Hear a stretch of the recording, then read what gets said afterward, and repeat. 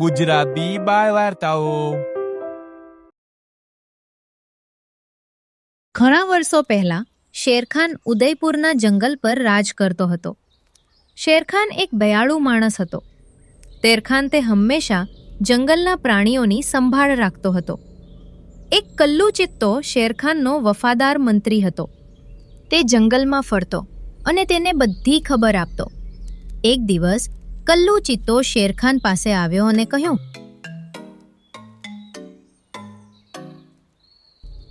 મહારાજ, જંગલના બધા પ્રાણીઓ એક જ પ્રશ્ન પૂછે છે. તમારા પછી આ સિંહાસન પર કોણ બેસશે? સમય આવે ત્યારે બધાને જવાબ મળી જશે કલ્લુ.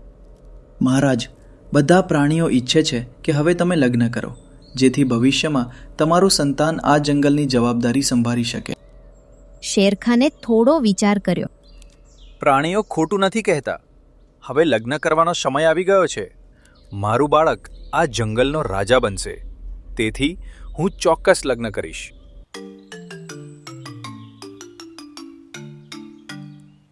આ સમાચાર સાંભળતા જ આખા જંગલમાં ખુશીની લહેર ફરી વળી.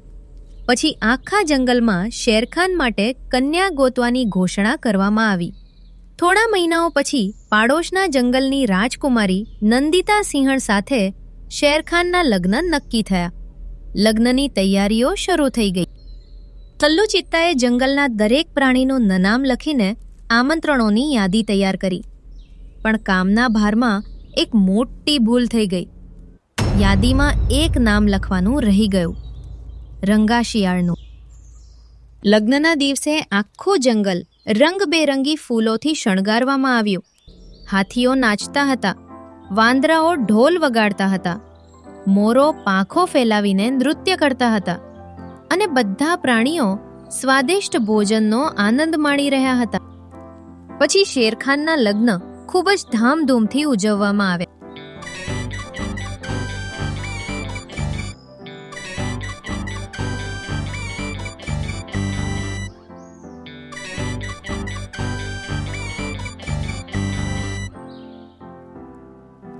એ જંગલમાં એક રંગા નામનું શિયાળ રહેતું હતું.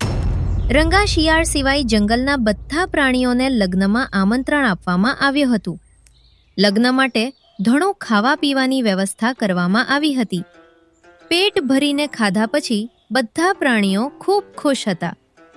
આ દરમિયાન રંગા શિયાળ ખૂબ ગુસ્સે થયો, કારણ કે તેને આમંત્રણ આપવામાં આવ્યું ન હતું. આ સિંહ ખૂબ જ ઘમંડી નીકળ્યો.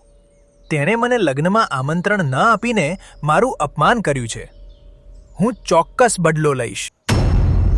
રંગા શિયાળ આ વાતથી ખૂબ ગુસ્સે થયો. તે બદલો કેવી રીતે લેવો તે વિચારવા લાગ્યો. થોડી વાર વિચાર્યા પછી તેણે એક ઉકેલ શોધી કાઢ્યો. હા, મેં એક ઉકેલ શોધી કાઢ્યો છે. હું પણ લગ્ન કરીશ. હું એક ભવ્ય લગ્ન કરીશ અને શેરખાન સિવાય બધાને લગ્નમાં આમંત્રણ આપીશ. પછી શિયાળે લગ્ન કરવાનું નક્કી કર્યું અને પોતાના માટે સર્વગુણ સંપન્ન સુકન્યા શોધવા નીકળી પડ્યો.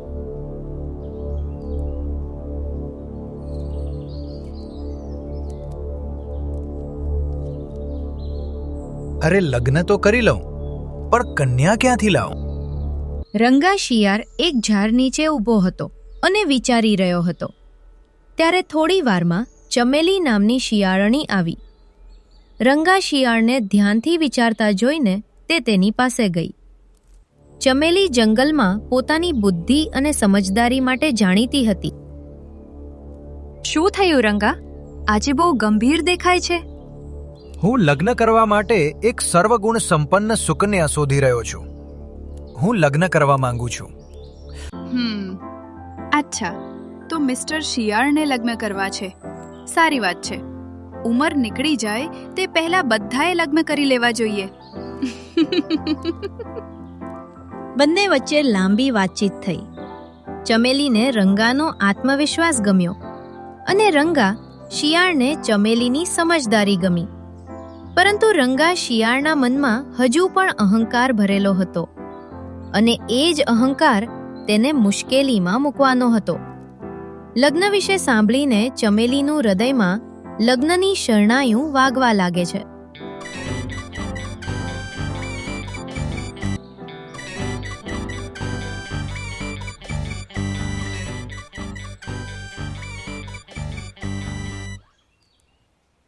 ચમેલી વિચારે છે, હું જ આ શિયાળ સાથે લગ્ન કેમ ન કરું?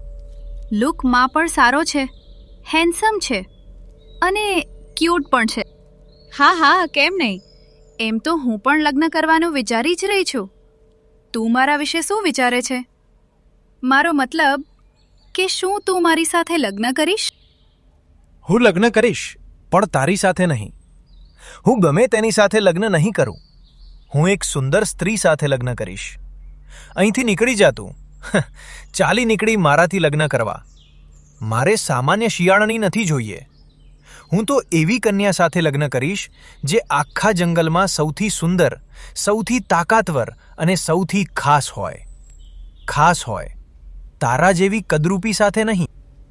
સુંદરતા કરતાં સમજદારી વધારે મહત્વની હોય છે. એ તારા માટે હશે, મારા માટે નહીં. ચમેલી નિરાશ થઈને ત્યાંથી ચાલી ગઈ.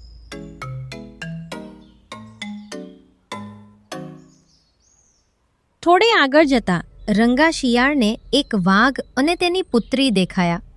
વાઘની પુત્રી બહાદુર, તાકાતવર અને ખૂબ સુંદર હતી. રંગા શિયાળની આંખો ચમકી ઉઠી. બસ આવી જ કન્યા મારી પત્ની બનવી જોઈએ. તે તરત જ વાઘ પાસે પહોંચ્યો. વાઘરાજની જય હો. બોલ રંગા, શું કામ છે? હું તમારી પુત્રી સાથે લગ્ન કરવા માંગુ છું. વાઘે રંગાને માથાથી પગ સુધી જોયો. મનમાં બોલ્યો, આ શિયાળ અને મારી દીકરી? ક્યારેય નહીં. પણ બહારથી હસીને બોલ્યો, રંગા, મારી પુત્રી કરતાં પણ એક વધુ સારી કન્યા છે. તારે તેની સાથે લગ્ન કરવા જોઈએ. અરે તો મને કહો, એ કોણ છે? હું તેને મળવા માંગુ છું. અરે, તે મંગલુ શિયાળની દીકરી. તે ખૂબ જ સુંદર અને બુદ્ધિશાળી છે. બુદ્ધિથી મોટી કોઈ શક્તિ નથી. તમે બંને એક મહાન યુગલ બની શકો છો. તે સુંદર પણ છે, સમજદાર પણ છે અને અહંકારથી દૂર રહે છે. તો મંગલુ ક્યાં રહે છે? મને તેના ઘરનો રસ્તો કહો. તેનું ઘર સામે જ છે. સીધું આગળ જા. પછી રંગા શિયાળ મંગલુ પાસે ગયો.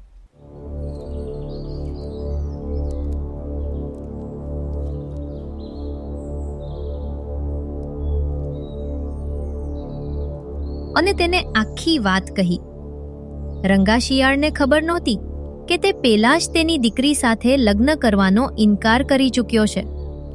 બધું સાંભળ્યા પછી મંગલુએ કહ્યું, જો તું મારી દીકરી સાથે લગ્ન કરે તો મને ખૂબ આનંદ થશે. ઊભો રહે, હું હમણાં જ તેને બોલાવું. પહેલાં મારી દીકરીને મળી લે. પછી મંગલુએ તેની દીકરીને બોલાવી. તે જ સમયે તે જ ચમેલી શિયાળ તેની સામે આવી અને તે રંગા શિયાળને જોઈને ખૂબ ગુસ્સે થઈ ગઈ. અચ્છા, તો આખરે પાછો મારી પાસે જ આવ્યો. તો તું મારી સાથે લગ્ન કરવા આવ્યો છે. પણ શું તું ભૂલી ગયો કે તે મારી સાથે કેવી રીતે વાત કરી હતી? એટલે હવે હું તારા સાથે લગ્ન નહીં કરું. હું પણ તારા જેવા શિયાળ સાથે લગ્ન કરવા માંગતો નથી. હું તારી સાથે મારું જીવન વિતાવવાની કલ્પના પણ કરી શકતો નથી. અચ્છા, ઊભો રે, હું હમણાં જ તારા લગ્ન કરાવું. આજે મારી પાસે મોકો છે. હું તને મારીને આ જંગલમાંથી બહાર કાઢીશ. આટલું કહીને ચમેલી રંગા શિયાળ પર હુમલો કરવા જતી જ હતી. પણ મંગળુએ તેને રોકી અને શિયાળે કહ્યું, અરે, હું તો મજાક કરી રહ્યો હતો. હું તારા વિશે બધું જાણું છું. હવે હું તારી સાથે જ લગ્ન કરીશ. હું બીજા કોઈ સાથે લગ્ન નહીં કરું. તું મારો પતિ બનવાને લાયક નથી. હું તારી સાથે લગ્ન નહીં કરું, સમજ્યો? મારામાં શું ખોટું છે કે તું મારી સાથે લગ્ન કરવા માંગતી નથી? તું તો સાવ મૂર્ખ છે અને હું મૂર્ખ સાથે લગ્ન નહીં કરું. તે મને મૂર્ખ કહ્યો. પણ મેં એવું શું કર્યું છે કે તું મને મૂર્ખ કહે છે? જ્યારે રાજા તને તેના લગ્નમાં આમંત્રણ ન આપ્યું ત્યારે તને કેમ લાગ્યું કે તેણે તારું અપમાન કર્યું છે? એટલામાં જ શેરખાન ત્યાંથી પસાર થઈ રહ્યો હતો અને તેમની વાતચીત સાંભળીને તે અટકી ગયો. અરે, કોઈ મારા વિશે વાત કરી રહ્યું છે. મને સાંભળવા દો. ખબર તો પડે કે કોણ મારી વિરુદ્ધ કાવતરું ઘડી રહ્યું છે. શેરખાને જાણી જોઈને મને લગ્નમાં આમંત્રણ આપ્યું નહીં. એટલા માટે હું ગુસ્સે થયો. અરે, તે રાજા છે, તેનાથી ભૂલ થઈ ગઈ હશે. પણ તમારે આટલો ગુસ્સે થવાની શું જરૂર છે? તમે શાંતિથી પણ વાત કરી શક્યા હોત. પણ આ કેવી રીતે હોઈ શકે? તેણે જંગલમાં બધાને આમંત્રણ આપ્યું. તે મને ભૂલી ગયો. હા, કોઈ પણ ભૂલ કરી શકે છે. તે રાજા છે, તેની પાસે ઘણું કામ છે. અને તેથી તેઓ આ બાબતે લડવા લાગે છે. હું હવે તમારી સાથે ક્યારેય લગ્ન નહીં કરું. તમે અહીંથી જતા રહો. અરે અરે અરે, તમે બંને આ શું કરી રહ્યા છો? હવે તો ઊભા રહો. અરે, મારા કારણે આ બંને લડી રહ્યા છે. મારે તેમની વચ્ચે જઈને તેમને રોકવું જોઈએ. ગમે તે હોય, ભૂલ તો મારી જ છે. શેરખાન રંગા અને ચમેલી પાસે જાય છે. શેરખાનને જોઈને બંને ચોંકી જાય છે. તમે બંને કેમ લડી રહ્યા છો? મને કહો, શું થયું? ના, એવું કંઈ નથી મહારાજ. અમે તો ફક્ત વાત કરી રહ્યા હતા. પણ મેં બધું સાંભળ્યું. એ મારી ભૂલ હતી. મને માફ કરજો. હું તમને મારા લગ્નમાં આમંત્રણ આપવાનું ભૂલી ગયો. ઓહ, તો એ વાત છે. મને લાગ્યું કે તમે જાણી જોઈને મને આમંત્રણ નથી આપ્યું. ના, એવું નથી. હું ખરેખર ભૂલી ગયો છું. તેથી હું માફી માંગુ છું. કલ્લુ ચિત્તાએ તૈયાર કરેલી યાદીમાં ભૂલથી તારું નામ રહી ગયું હતું. મહારાજ, મને મારી ભૂલ સમજાઈ ગઈ છે.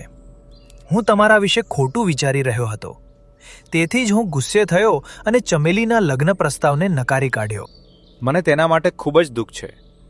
શું તમને બંનેને હજુ પણ કોઈ શંકા છે? જો હોય તો મને કહો. ના મહારાજ, મને કોઈ શંકા નથી. નહીં મહારાજ, મને પણ કોઈ શંકા નથી.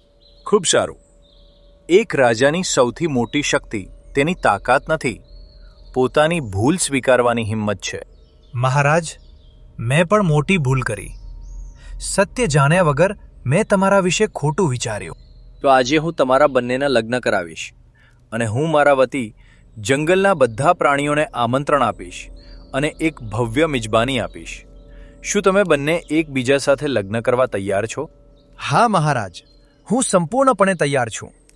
લગ્ન તો હું ચમેલી સાથે જ કરીશ. હા મહારાજ, હું પણ લગ્ન કરવા તૈયાર છું. ઠીક છે, હું આજે સાંજે તમારા બંનેના લગ્ન કરાવીશ. હવે હું તમારા લગ્નનું આયોજન કરીશ અને જંગલના બધા પ્રાણીઓને સંદેશ મોકલીશ. તમારે બંને હાજર રહેવું પડશે. યોગ્ય સમયે આમ રંગા અને ચમેલીના લગ્ન થાય છે.